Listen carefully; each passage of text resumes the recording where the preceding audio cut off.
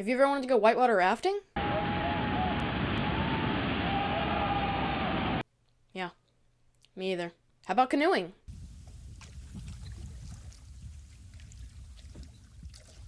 Well, you could have done both in the ancient Nile River. The Nile River is the longest river in the world, and it runs through 9 countries. Many people think that the river is only associated with Egypt, but it actually runs through 8 other countries. The Nile is also one of the 4 rivers that runs from south to north. For ancient Egyptians, the river was used to sail up Egypt's coastline to trade and travel. Most of the river was swift-moving and smooth, but there were a few spots that were difficult to navigate.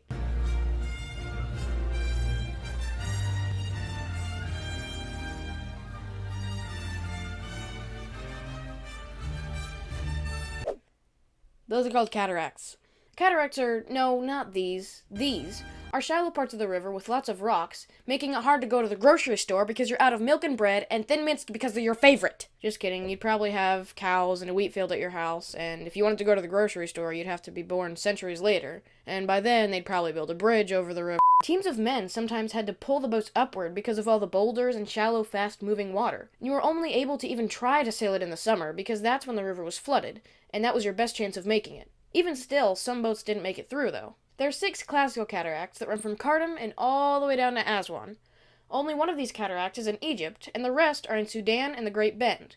The Great Bend is where all the cataracts start and are mostly located. Now, the reason the Great Bend and the cataracts even exist is because of something called plate tectonics. In this case, we'll look at tectonic uplift. If you don't know what tectonic uplift is, it's basically when 2 continental plates come together and cause the land to rise. So, when the Arabian plate and the African plates of the Nile River came together, it made parts of it to rise up to make shallow, rocky areas, thus creating the cataracts. I don't know about you, but aren't you glad you don't have to pretty much risk your life to go to the grocery store or shop for clothes? That wraps up this history lesson thing. I don't know what it's called. I don't know what to call this oral presentation for the Nile cataracts.